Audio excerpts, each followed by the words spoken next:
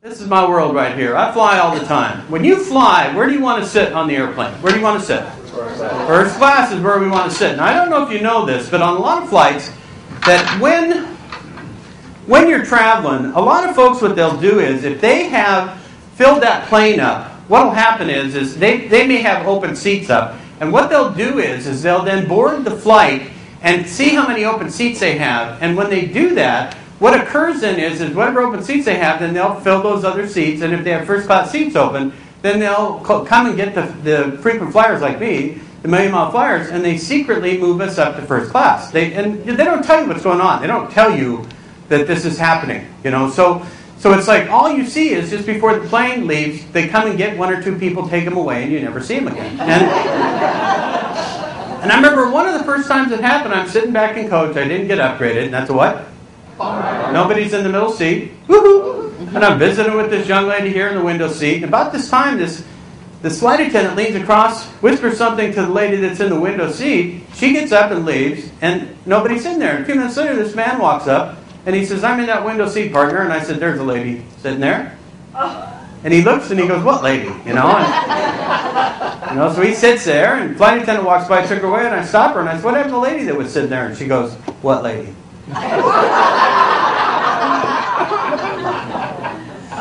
And so, I remember the very first time it happened to me, I'm sitting back in coach. I didn't know what was going on. Sitting back in coach, I didn't get upgraded. That's a what? Nobody's in the middle seat. Visiting with somebody here in the window seat, and just before the plane leaves, I hear this voice in my ear go, "Mr. Gard." Whispers, "Mr. Gard." I look up, little flight attendant with a little list, Yes? She goes, "Please get your gear and come with me." No. I didn't do nothing. You go away now. I didn't do nothing.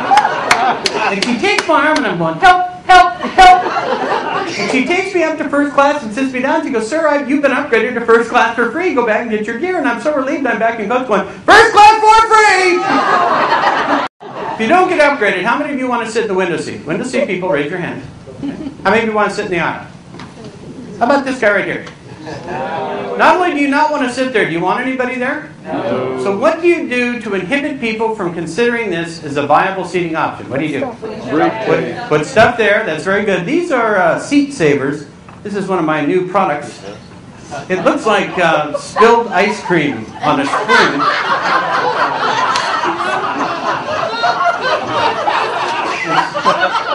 Put that on the seat right there. Okay. So the way that you do this is you raise the armrests up and you casually command the largest possible area, right? If they want to sit here, they can have this little area right here. Now, number 2, do you make eye contact? No. You don't want to appear interesting, attractive, right? And number 3, you mentally will them to keep moving past your row. You beam your thoughts to them, and with the power of your mind, you pull them past your row. Okay? Now, you might as well have the little flashlights out here going like this, right? Now, just when you think nobody else is going to sit there, the standby boarders begin to board. Now it's time to be a little more aggressive. Here's what I want you to do. What you do then is just reach into the seat back pocket ahead of you. Remove the small bag that you'll find there. Move to the edge of your seat. Assume the position.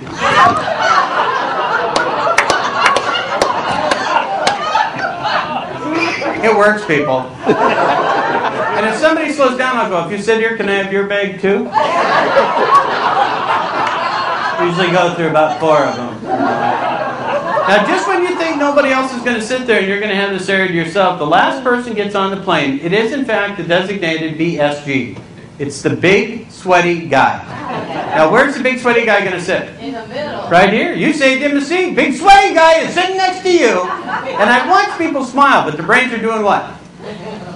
Bummer. Hopefully I'm in first class going, "Don't you hate that?" And I remember I had a little change of thinking about it. I was in Pocatello, Idaho, connected into Boise, Idaho. And I had all the time in the world. I had about an hour and a half before my plane was going to leave. And I'm doing the 20-meter mosey down to the gate, taking my time. And I walk up and they're already boarding this flight. Now, pre-9/11, what they used to do is board the flights early, fly slower, use less gas, save money, and give the pilots bonuses. Well, they didn't tell me that. All I knew was they're boarding that plane an hour early. I'm not going to sit there with the amateurs. I'm going to go visit with the latte lady. Now, the latte lady was selling Pond Scum candy, which I had never seen before. So I bought all she had. I bought 50 packs of Pond Scum. You got to jump on this stuff when you find it. And I'm visiting with her, and she points behind me and goes, "Sir, are you on that flight to Denver?" "Oh, yeah." She said, "I think they're leaving without you." And I turned around and looked. The boarding area is empty. They are boarding that plane. They are leaving without me. And I remember I throw the latte lady money. I leave the latte there. I'm grabbing Pond Scum. I get my bag. I've got my boarding pass.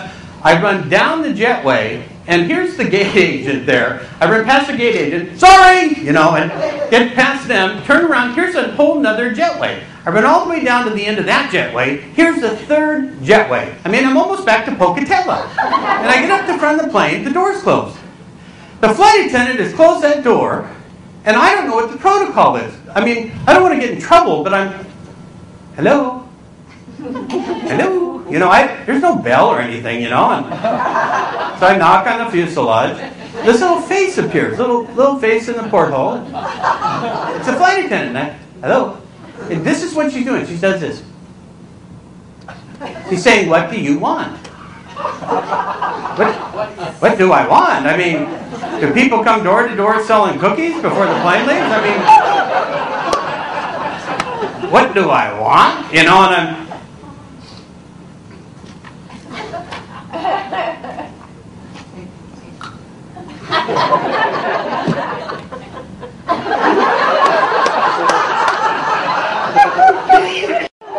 And she looks at me, she opens up the door, steps back, and when she steps back, I walk in, and I thought she'd apologize for closing our building. She goes, "Now you have to do the safety instructions again." Before I realize what I'm doing, I look at her and I go, "Bummer." Then I thought, was that out loud? Did I say that out loud?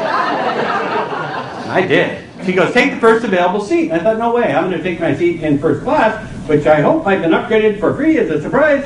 And I walked through, first class is full, and that's a what? And I thought I better look at my boarding pass, and I look, and it says, "See agent, seat not assigned." And I look up, all that's left are 3 or 4 middle seats, and I realize then as a little bead of sweat comes down that I am in fact a designated big sweaty guy. I'd even been pre-sweated. They made me run that little gauntlet. It's just insidious, and I throw myself in the middle seat between these two airport suits. Now, do these guys want me here? No. So I'm trying to be a good seatmate. I'm trying to make myself as tiny as I can. And I'm trying to be a good seatmate, and hello. Like I think I made this flight, huh? All this space would have been wasted. Hello. Is it me, or did these seats get smaller every year? Nothing. We start backing up. Just before we take off, pilot announces we have a flat tire. Now, I've never been on a plane with a flat tire. Pilot pulls off this little skirt, says we're going to be there 20 minutes. 5 hours later, we're still there. 5 hours, no air conditioning. It is the heat of the sun in this airplane. My heat-activated deodorant is way past activation. These two guys are still on page 1 of USA Today. They've done everything they can do to ignore me. I've exhausted the battery of my laptop. I read the magazine. I read Sky Mall. I went up to the front of the plane. All they had was 8 issues of Single Working Mother magazine. Don't have children. Read it anyway. And I'm finally reduced to reading the last thing I'd never read before, the safety instructions. Have you really read them? Yeah. Well, I've never read them before. And it's like, and I'm reading it, and the very first thing it says is, if you're seated in an exit row and you cannot read or understand this, contact the flight attendant. Now, in my heat-addled brain, that's the funniest thing I've read in years. And I'm thinking, if I can't read or understand this, how do I know to ask for help from anybody? And I start laughing, and this guy lowers his newspaper, and I'm trying to explain myself. If you can't read it, contact the flight attendant. Ha! And all it did was scare him. He's way over here. And this guy's looking my way. If I turn my head quick enough, I can, hello. And he's trapped. He's got nowhere to go. And he says, what? Now, I know not to talk about this anymore, and so this is what I blurred out. Wonder how they knew we had a flat tire. And he said, what do you mean? And I said, I don't know what I mean. You don't have to know what you mean to chat. I mean, it's not like we're building a space shuttle out of common household appliances and have to show our work before we land. And when I'm done with my internal dialogue, he's taking that moment to get away. He's way over here, you know, and I thought, I'll try a little of this Pond Scum. So I poured it in my mouth, very slow. And I thought I didn't get a good mixture, so I poured a little more in. Big clump fell in my mouth, and I'm mixing it together as I read the directions, and it says, sour foaming candy.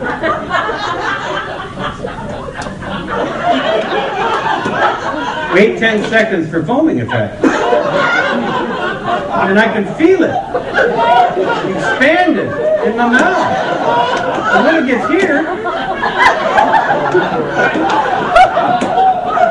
I have waited too long. And I go to get up and I get my seatbelt on, and when I lunge forward, it erupts out of my mouth, all down the back of the seat, and I'm doing this, and it's foaming, and this guy yells, he's having a heat stroke! And the two suits get up and run away, and the flight attendant let me on the plane seat and be doing this with green foam. She's yelling for those defibrillator things. She gets me unbuckled and packs the Pond Scum go everywhere, and she goes, do you need an ambulance? I said, no, it just says Pond Scum. I said, my shirt and my pants are ruined. She looked me right in the eye and she said, bummer.